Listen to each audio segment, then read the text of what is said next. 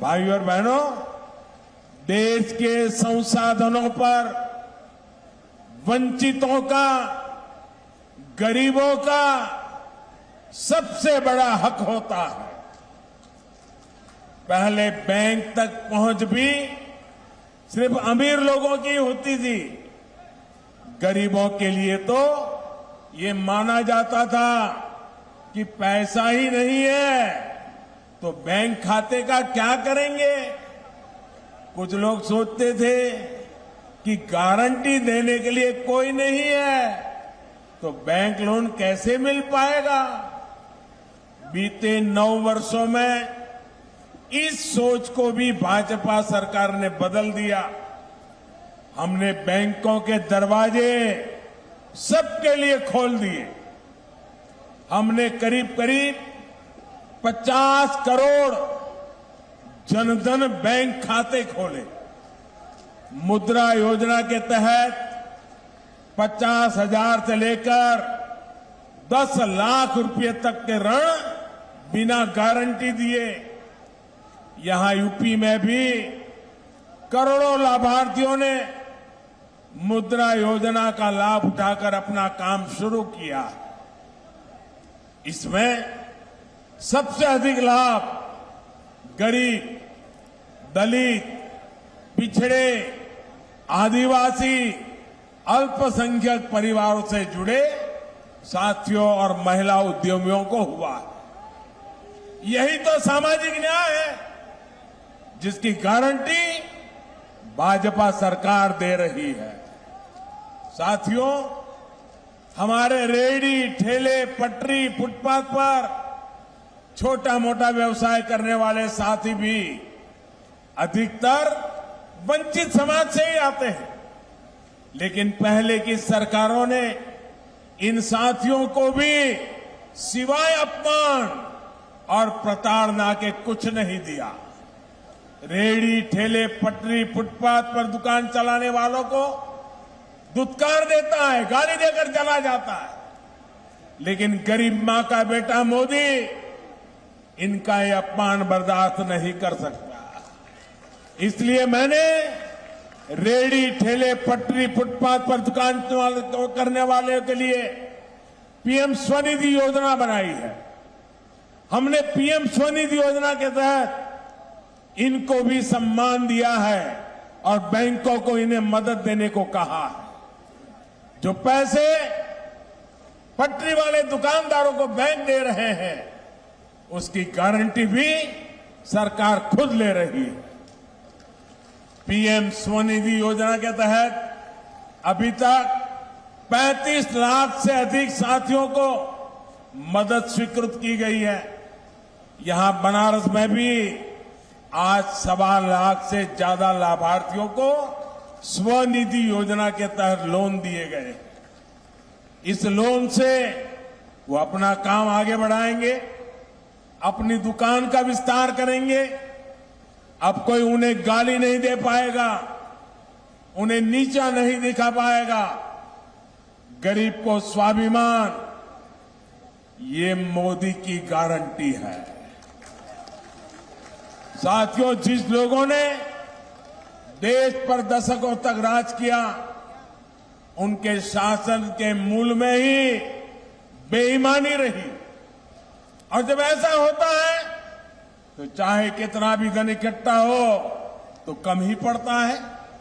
2014 से पहले भ्रष्टाचारी और परिवारवादियों की सरकारों के दौरान ऐसा ही कारोबार चलता था। बजट की जब भी बात आती थी तो घाटे का, नुकसान का ही बहाना होता था। आज गरीब कल्याण हो या फिर इंफ्रास्ट्रक्चर, बजट की कोई कमी नहीं है। वही कर देता है, वही सिस्टम है, लेकिन सरकार बदली है, नीयत बदली है तो परिणाम भी बदले दिख रहे हैं। पहले करप्शन और कालाबाजारी खबरों से अखबार भरे रहते थे। अब नए प्रोजेक्ट के शिलान्यास और लोकार्पण की खबरें अखबारों में छाई रहती है। बीते 9 वर्षों में आए परिवर्तन का सबसे बड़ा उदाहरण भारतीय रेल है, ईस्टर्न डेडिकेटेड फ्रेट कॉरिडोर, यानी मालगाड़ियों के लिए विशेष पटरियों की योजना 2006 में शुरू हुई थी, लेकिन 2014 तक 1 किलोमीटर ट्रैक भी नहीं बीत पाया था, 1 किलोमीटर भी नहीं। पिछले 9 वर्षों में इसका एक बहुत बड़ा हिस्सा पूरा हो चुका है, इस पर मालगाड़ियां चलना शुरू कर चुकी है। आज भी दीनदयाल उपाध्याय जंक्शन से न्यू सोननगर खंड का लोकार्पण किया गया है। इसे मालगाड़ियों की स्पीड तो बढ़ेगी, पूर्वांचल में, पूरी भारत में रोजगार के अनेक नए अवसर बनेंगे। साथियों, जब नीयत साफ होती है तो कैसे काम होता है, इसका एक और उदाहरण मैं देता हूं। देश में तेज रफ्तार ट्रेनें चले, देश हमेशा ये चाहता था। इसके लिए पहली बार देश में करीब 50 साल पहले राजधानी एक्सप्रेस की शुरुआत हुई।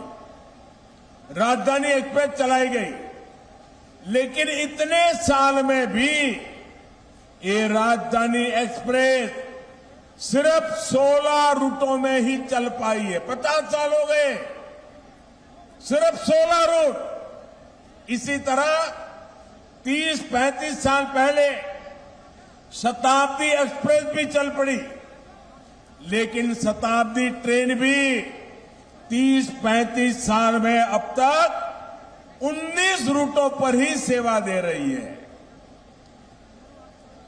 इन ट्रेनों से अलग एक वंदे भारत एक्सप्रेस है, और बनारस के पास तो देश की पहली वंदे भारत का खिताब है। 4 साल में ये ट्रेन 25 रूट पर चलनी शुरू हो चुकी है। आज भी गोरखपुर से 2 नई वंदे भारत एक्सप्रेस को हरी झंडी दिखाई गई है। एक ट्रेन गोरखपुर से लखनऊ के लिए चली है और दूसरी अहमदाबाद से जोधपुर रूट पर चली है। देश के मध्यम वर्ग में ये वंदे भारत इतनी सुपरहिट हो गई है कि कोने कोने से इसके लिए डिमांड आ रही है। वो दिन दूर नहीं जब वंदे भारत देश के कोने कोने को कनेक्ट करेगी। भाइयों और बहनों, बीते 9 वर्षों में काशी की कनेक्टिविटी को भी बेहतर करने के लिए अभूतपूर्व काम हुआ है। यहां जो विकास कार्य हो रहे हैं वो रोजगार के अनेकों नए अवसर भी बना रहे हैं। अब जैसे पिछले वर्ष काशी में 7 करोड़ से ज्यादा पर्यटक और श्रद्धालु आए थे। सिर्फ 1 साल में काशी आने वाले पर्यटकों की संख्या में 12 गुना बढ़ोतरी हुई। 12 गुना पर्यटक बढ़े हैं, तो इसका सीधा लाभ यहां के रिक्शा वाले को हुआ है। जी